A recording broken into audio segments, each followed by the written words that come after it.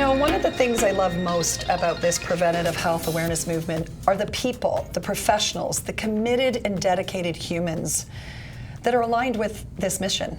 And today is no different. When we're talking about this mental health and addiction story, we need to add to the family in a big way in order to create legacy change.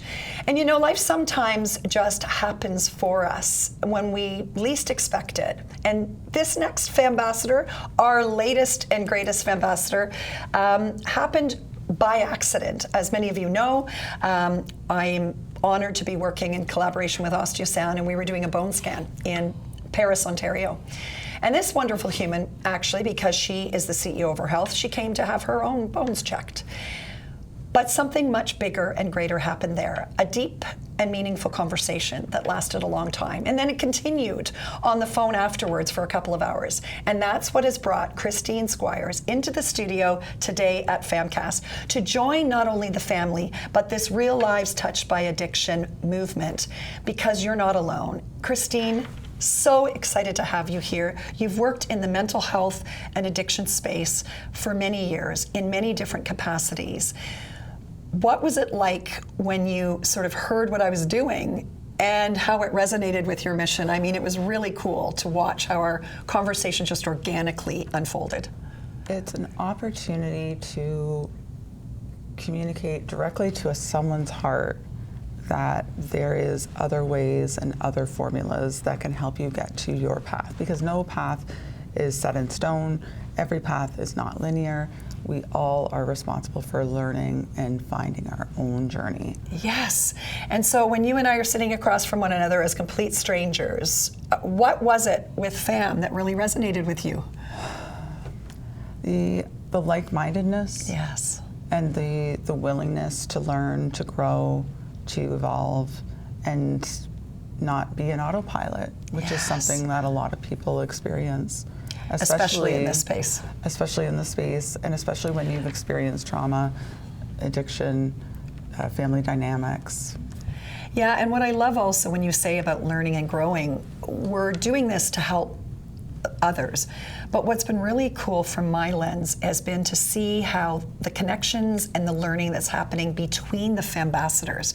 So you've just been brought into a fold today with the other guests that were on the show, the other FAMBassadors that did the event back in February, but they embraced you with open arms because they want to learn from you as you want to learn from them.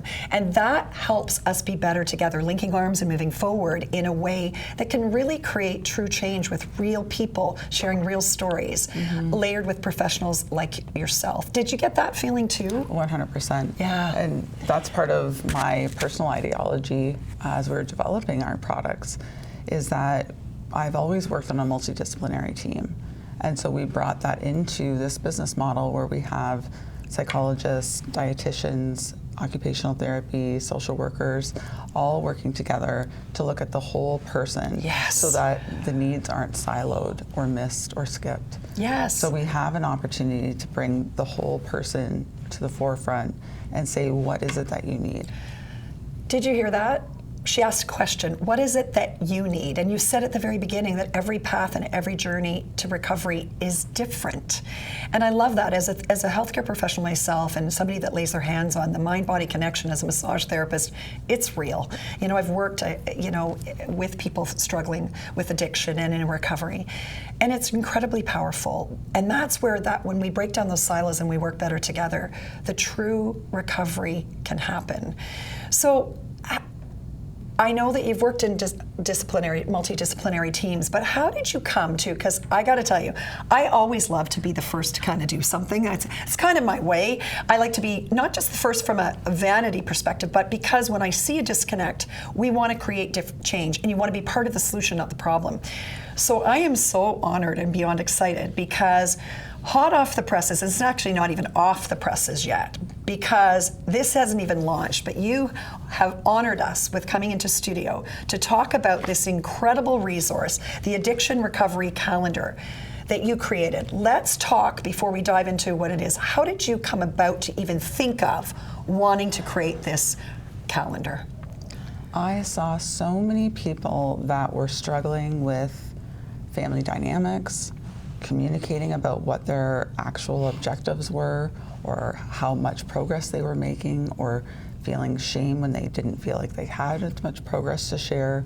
And so I wanted something that explained all the different layers to recovery, and that it was accessible to anybody in the household that wanted that access to that information, because sometimes when you're in that environment, the conversations are, well, what did you do today? Right.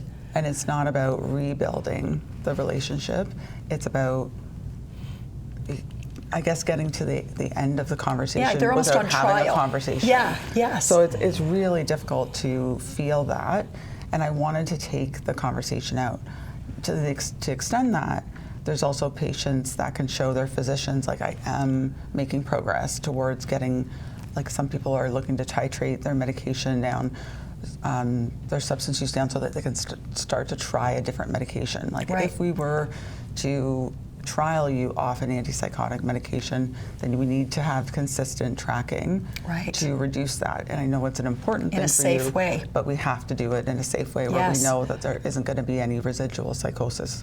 Right. So there's lots of reasons that you can work with a physician with this system, with the CAS, with like probation, to show your invested efforts in your recovery actions. So powerful, guys, because it's having people go inward and connecting the mind and body, but also bringing community and family into recovery. Brilliant, Christine. Brilliant.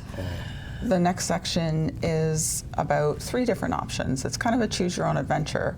One, it can be used for people that are trying to cut down if they're actively using. So if you have the opportunity to say, I'm using 3 tall cans and smoked half a joint, you write it down, right? You develop your own shorthand and in the notes above, so that you can keep track better. But you track how much am I using, and you're accountable to that. So the goal is never to use more than that, and that you continue to titrate down. The other opportunity that you have for that green section with a compass is to track your urges and cravings, because that's indicative of where you're at with post-acute withdrawal and how much it's impacting you, which again comes back to energy management. I love this, and I just want to, because you've got years of experience, and you've worked with people in all stages of recovery, and everybody's recovery journey is different. So some people stop, they go through withdrawal, they stop court circuit. You're talking about, so talk to help explain to people that post-acute recovery. Explain what that definition is for those that don't really know what that means. Well, everyone's probably aware that when you stop consuming illicit substances or alcohol, that there is a high risk for seizures, for death, for DTs. They are invasive and they cause high risk. Right. So if you've been drinking alcohol for long periods of time, it's something that everyone should be aware of. And at that time, if you're starting to experience withdrawal symptoms, you can either go straight to a hospital, or you could have 1 drink to see if you can lower the intensity of the symptoms. Post-acute withdrawal is that from 3 days to 2 years. It is a long period of time that impacts our sleep, our cravings, our urges.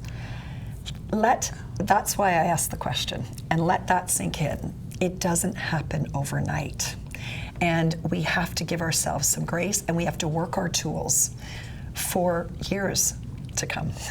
And I think that's important. And what I love about what you're doing is giving a tangible tool to make that doable, to help people when they're feeling overwhelmed and don't know where to turn. So thank you. I didn't mean to interject, but it's such an important conversation, because when you're in something and in this field, you really, you know a lot. But there are people out there that are lost, and families that don't really know and maybe don't have that experience. So thank you for clarifying that. And what else is in the? So not just with cravings and urges, because when the craving and the urges are high, we tend to use different skills to be able to cope. So it could be a higher amount of skills that are rooted in distraction. It could be a higher amount of skills that are rooted in connection. But having your day and your week and your month planned around periods of time when the triggers are higher is super successful. It's like Success 101. The more planning you do and the more people around you that are like-minded, who are aware of the plan, everybody's going to get brought up together and be successful. The last option with using the compass is tracking your mood. Right. Because when you're experiencing post-acute withdrawal, you're experiencing a lot of irritability, yes. a lot of crankiness, and it's, again, what can I do to give myself grace? What can I do to be aware of how I might be projecting that to other people? Mm-hmm. That interacts in the house. So everyone's aware of what their needs are, and that we're doing the best that we can with the time, energy, resources, and capacity that I hold right now. Not what I should have had, not what I could have had, not after 4 years of recovery, I'm still here. This is just where it's at. I love that. So I think it's really important now to bring into the conversation, Luke Laughlin has been a FAMCAST from day one. He is working his recovery every day. And Luke, you've been part of this conversation in this show today and part of the FAM movement. And you are open about you're working your recovery each and every day. You just met Christine and this incredible tool. I just want to get some feedback from your lens of somebody that's living this. What do you think about this and how that could be of help to you and your family? I think it's brilliant, like absolutely brilliant, because before recovery, I had no structure in my life, waking up all different times of the days if I even went to sleep. So I use some stuff similar in the morning and at night that you've talked about here, but just like the calendar of breaking it down, talking about the acute withdrawals, like I've felt that. My emotions are all over the place, and with the family being involved, I can be so worried to I don't want to worry my mom and dad if I'm not having a good day. So I feel like bringing the family involved with this and to see it is great, because it's taken me a long time to be able to say to my loved ones, I'm not having a good day. Mm-hmm. I apologize if I was a little short with you today. I'm tired. You brought up the thing, you might just have enough energy to do what you can for today, and I'll think I need to overcompensate because of my past and have to do more and more things where I don't. I'm on this journey. I'm right where I'm supposed to be, and I just need to take it one step at a time, and this kind of gives you that layout to take that one step at a time. And I think it involves the family members, like you said, which I think it's great, because we are a team in recovery. Everybody needs to be on the same page with communication so we can deal with it, right? Yeah. Recovery isn't just 10% in the recovery session at all. It's 10% there and 90% what you do with it. Yes. And family members tend to over amplify the need for that 10%. Mm-hmm. Well, I want you to be in there not just once a week, 4 times a week. Yeah. And that's not what's needed. What's needed is the reflection time to build out, start planning for your future, because having hope for the future is also an agent of change. Yes. So it's not just one thing. Mm-hmm. And I do, FAR Canada has an amazing program that helps families with understanding in group settings and one-to-one about what their children's needs are. But I hope that this will be an ongoing tool that could be used in recovery centers when people are exiting. Yes. That it can be used for people that are coming out of hospital from, having been in the CTU for 4 weeks. So I hope that it's integrated everywhere. And as our very small brand starts to grow, our commitment is to create educational videos that not just provide information, but provide the background to make everything work better. Yeah. Because there is a limitation in healthcare and what we actually are presenting to folks when they're in the settings.